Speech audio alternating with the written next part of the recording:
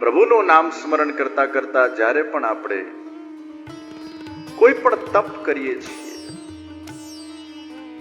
કષ્ટ કદાચ આપણને પડતું પણ હોય, આપણા અનેક પ્રકારના દોષો એમાં ધોવાઈ જતા હોય છે. આ પ્રસંગે મને યાદ આવે છે, ઘણા બધા વખતથી અમારા ધડુક પરિવાર વિચાર કરતા હતા કે સુરતમાં પુનઃ ભવ્ય દિવ્ય કથાનું આયોજન થાય. અમારા સુદાણી પરિવાર પણ ઘણા વખતથી એમનો ભાવ હતો કે સુરતમાં કથા થાય. વિવાયો પરિવાર, સુદાણી પરિવાર, અમારા બધા જ કાર્યકર્તાઓનો આ એક ભાવરૂપી એક ટીપું નૈમેશભાઈ અને રમેશભાઈએ પોતાના મનરૂપી છીપલામાં ધારણ કર્યું અને એ ભાવરૂપી ટીપાને બહુ સુંદર મોતી બનાવી દીધું. અને આવા અનેક મોતીઓને પ્રગટ કરીને એક બહુ સુંદર માળા તૈયાર કરવામાં આવી. એ માળાનો દોરો એ દાસી જીવન સત્સંગ મંડળ અને વિવાયો પરિવાર. આ મોતીઓના વચ્ચે વચ્ચે રત્નો જોડાયા. દાસભાઈ જેવા અનેક દાનવીરોએ આખા આયોજનને સાકાર કરવા માટે જે પોતાની અર્થ સેવા પ્રદાન કરી છે, એ મોતીના વચ્ચે વચ્ચે એ આ બધા દાનવીરો એ રત્ન સ્વરૂપે જોડાયા. અને મને કહેવા દો, આજે સુંદર માળા તૈયાર કરવામાં આવી, એના વચ્ચેનો જે પદક છે ને, એ અમારા નૈમેશભાઈ ધડુક છે. છેલ્લા લગભગ 20-25 દિવસથી આ ભવ્ય આયોજનને સાકાર કરવા માટે જેઓએ ખૂબ જહેમત ઉઠાવી, ખૂબ પ્રયાસ કર્યા. રમેશભાઈ પણ ઘણા દિવસોથી અહીંયા આ વિશાળ ડોમના અંદર હજારોની જનમેદની જ્યારે આવતી હોય, એમને ખૂબ ભાવપૂર્વક આવકારે. મને કાંતિભાઈ, ભાવનાબેને પણ વખત વખત પર આયોજનના બાબતે બધી વિગતો આપતા રહેતા. અને મને ખૂબ આનંદ થતો કે હજી તો કથાનું શુભારંભ નહોતું થયું, તે પહેલા જ અહીંયા હજારો લોકો આ ડોમના અને ભવ્ય 7 ધામ જે બનાવવામાં આવ્યા છે એના દર્શનાર્થે પહોંચી ગયા હતા. આપ સૌનો પ્રેમ, ઉત્સાહ, લાગણી એ અપાર છે. આ એન્થમ સર્કલ થોડુંક દૂર છે, પણ છતાંય અત્યારે 8 વાગ્યા છે. આટલું ચાલીને આપ લોકો આવ્યા છો, તો પણ ખૂબ સારી સંખ્યામાં બેસીને ધૈર્યપૂર્વક આ કથાના શુભારંભ પ્રસંગે આપ ઉપસ્થિત થયા છો. તે માટે આપ સૌ શ્રોતાજનોને પણ ખૂબ ખૂબ મારા અંતરથી ધન્યવાદ અને અભિનંદન પાઠવું છું.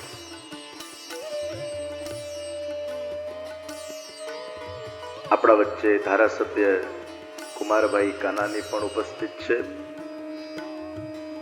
પૂજ્ય ચરણોના આશીર્વચનનો પણ આપણને શરૂઆતમાં લાભ પ્રાપ્ત થયો.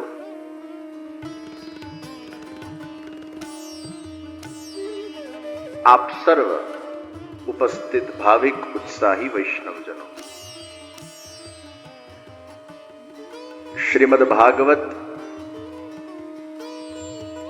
એ જન્મ મૃત્યુના ફેરામાંથી આપણને મુક્તિ અપાવે છે. ભય એટલે ભગવાન, ભય એટલે ભક્ત, ભય એટલે ભક્તિ. ભક્ત અને ભગવાન ના દિવ્ય ચરિત્રોને શ્રવણ કરવાથી વ્યક્તિના હૃદયના અંદર એ ભક્તિ પ્રગટ થાય છે. ગ એટલે જ્ઞાન, વ એટલે વૈરાગ અને ત એટલે તપ. ભક્તિ, જ્ઞાન, વૈરાગ અને તપ, આનું સંગમ એ ભાગવત. ભાષ્યતે સર્વ વેદેષુ ગગીયતે નારદાદિભિઃ વવદંતિ ત્રિષુ લોકેષુ તતરંતિ ભવસાગરઃ. આ ભવસાગરને તારવા માટે આ શ્રીમદ ભાગવતની કથા છે. આ શ્રીમદ ભાગવત ગ્રંથ સાથે 4 અવતારો જોડાયેલા છે. ભગવાન વેદવ્યાસજી અનેક પુરાણોના રચયિતા એ વેદવ્યાસજીને પણ જ્યાં સુધી શ્રીમદ ભાગવતની સંરચના ન થઈ ત્યાં સુધી સંતોષનો અનુભવ થયો નથી. જ્યારે શ્રીમદ ભાગવતની રચના કરી પછી જ એમને પરમ આનંદની અનુભૂતિ થઈ. અર્થાત ભગવાનના જ્ઞાન કલાના અવતાર વેદવ્યાસજીનું પણ મુખ્ય કારણ આ ભૂતલ પર આવવાનું એ ભાગવતના સર્જન માટે હતું. વેદાહ શ્રી કૃષ્ણ વાક્યાણી વ્યાસ સૂત્રાણી ચૈવહિ સમાધિ ભાષા વ્યાસસ્ય પ્રમાણમ તચ્ચતુષ્ટયમ. વેદ,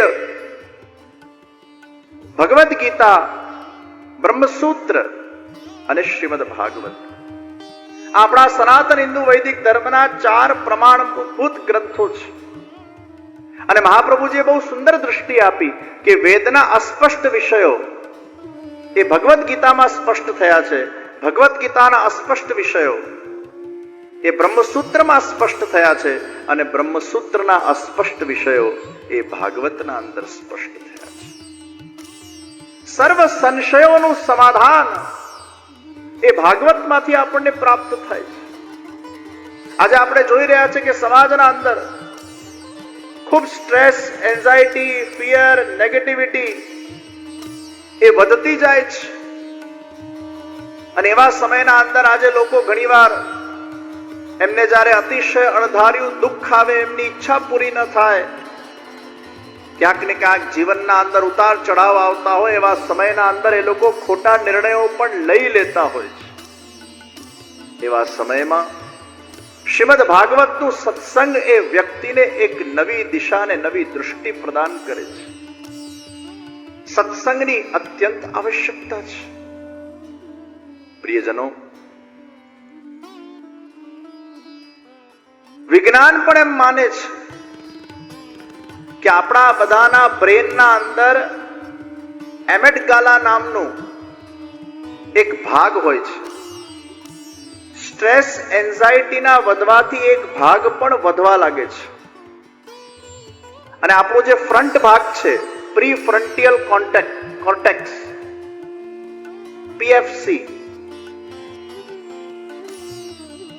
આ એમેટગાલા સ્ટ્રેસ, એન્ઝાયટીથી વધે છે. પરંતુ વિજ્ઞાન પણ પુરાવા આપે છે કે જે લોકો સંકીર્તન કરે છે, સત્સંગ કરે છે, મંત્રનું જાપ કરે છે, ભગવદ સેવા કરે છે, જે લોકો સ્પિરિચ્યુઅલી એ ભગવાન સાથે કનેક્ટ થાય છે અને મેડિટેશન કરતા કરતા એ સ્મરણ કરતા જાય છે, એ એમેટગાલા નામનો જે બ્રેનનો એક વિભાગ છે એમાં ધીરે ધીરે ઘટોતી આવતી જાય છે.